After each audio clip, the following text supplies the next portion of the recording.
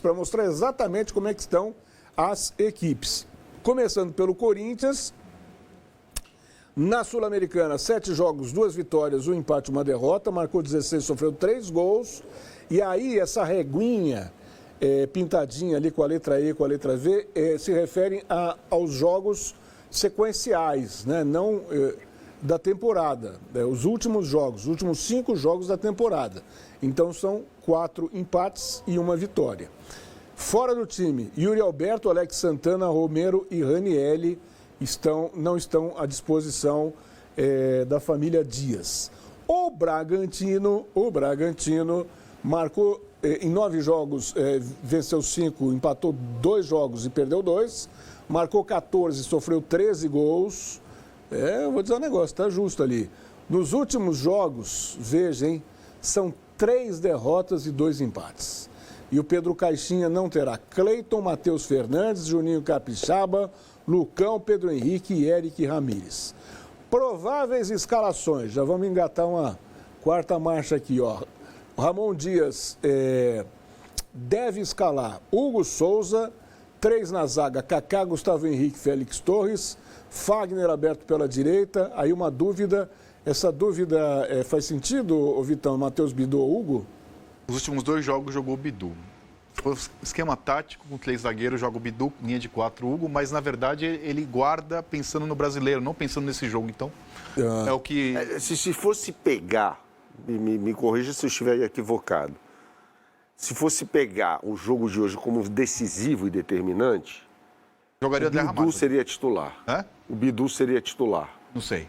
Se jogasse com 3 zagueiros, sim, com linha de 4. Com 3 zagueiros, eu tô falando. Nesse um esquema aí, o Bidu seria titular. Se fosse um jogo decisivo, acho que jogaria com o André Ramalho e com 2 zagueiros. Não, eu tô falando sobre o lateral esquerdo. Não, mas não é decisivo para saber quem é que fica e quem é que sai? Não. É decisivo porque o Corinthians é a terceira. Decisivo vai ganhar para permanecer na Série A. É o brasileiro. Por isso que o brasileiro está muito claro isso. O Corinthians está poupou na Copa do Brasil contra o Grêmio, poupou na Sul-Americana, que é o Bragantino. O Corinthians, quando é mata-mata, ganha do Bragantino. Rian e Charles no meio-campo lá.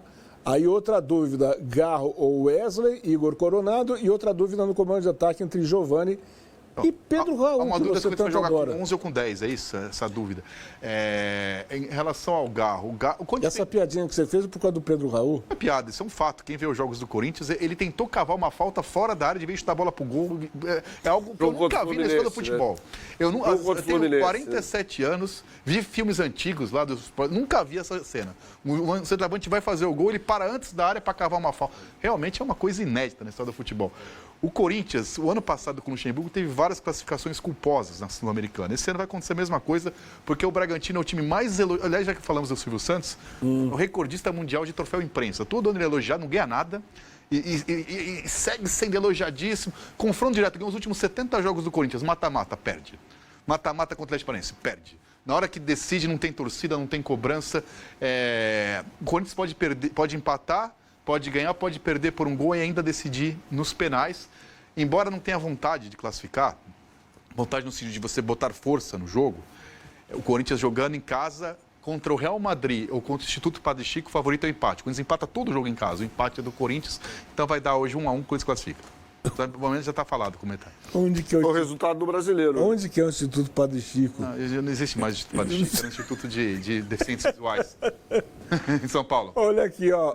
Vamos colocar na tela o Bragantino, depois a gente volta para falar dos dois.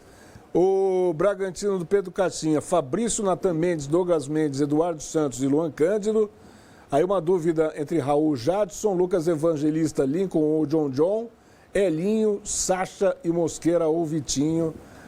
Dúvidas do Bragantino, que como a gente já mostrou lá, não veio muito bem das pernas não. Hein? O goleiro, eu confesso que eu não assisti ao jogo, assisti aos melhores momentos da partida contra o Fortaleza.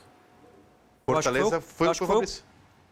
Porque os 2 goleiros do Bragantino estão machucados. O Cleiton, foi uma atuação horrorosa. Não, aí o reserva se machucou.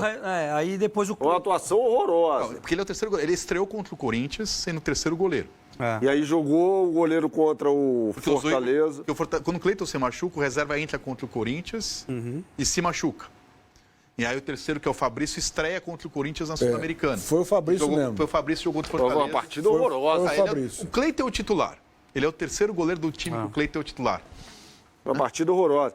Agora, independentemente aí do fato de ter de ganhar do Corinthians por uma diferença de um gol para levar aos pênaltis, o Red Bull Bragantino vai com o que tem de melhor aí, independentemente das dúvidas, né? O Corinthians é o contrário, né? E o Capixaba, né? Tá machucado.